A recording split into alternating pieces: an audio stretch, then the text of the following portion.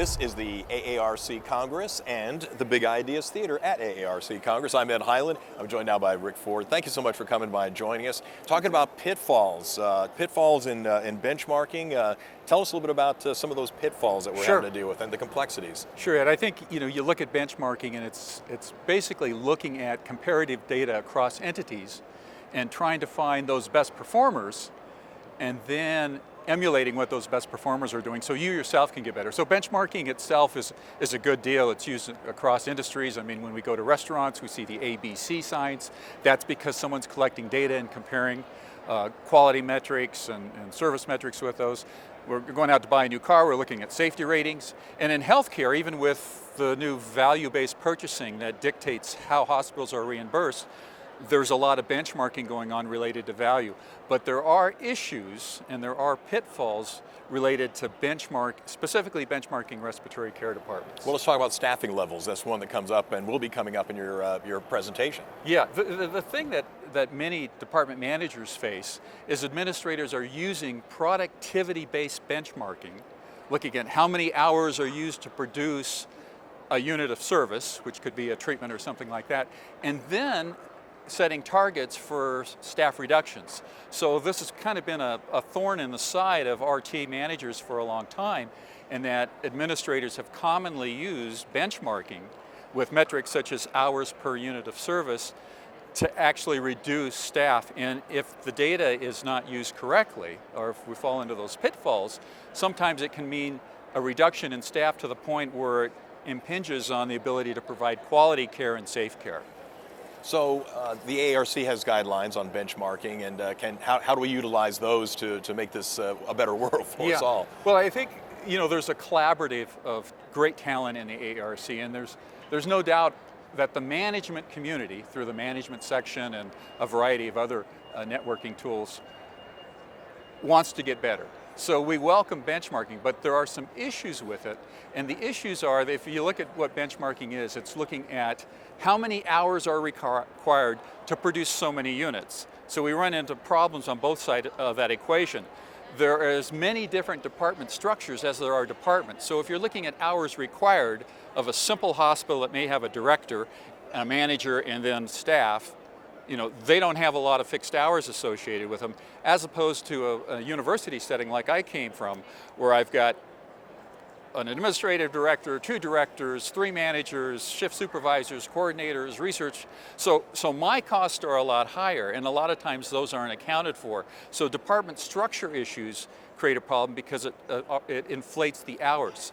The other side of that is units of service. What are we counting? And there's basically 3 problems there. Okay. The first is we may not be counting the same group of procedures at each hospital. So hospital A may be counting ventilator days, and hospital B may be counting aerosol treatments and a group of other metrics that are in a family.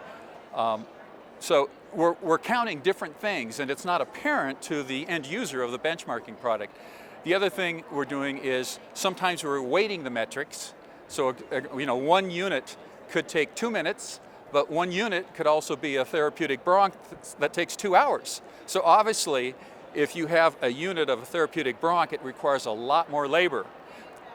And in some cases, the benchmarking products will weight that, and if they don't weight it, a lot of times you're in trouble, because you may be one of those hospitals that has a lot of high risk, high acuity, significantly longer procedures, and you're going to get penalized if they aren't using weighted services. And I think the last thing we face with the commercial products that are out there is that they don't use a value metric. And as we know in healthcare, the reimbursement models are based on how much value we contribute to patient care.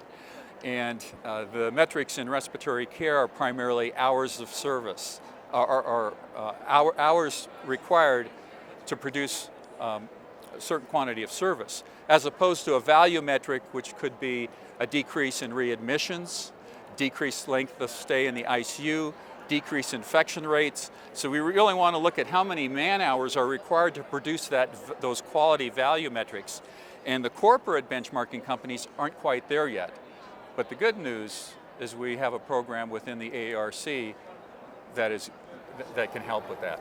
One thing I want to mention as a layperson is that for those of us in my world, for example, benchmarking is great in a perfect world. In other words, if everything is going just the way it's supposed to go, and it sounds like it's very similar in healthcare, that the benchmarks are when everything is running smoothly and doesn't take into the effect some of the variables that you were mentioning pertaining to number of patients, type of patients, I mean even staffing, some of those elements. Is that an accurate assessment? That's exactly right.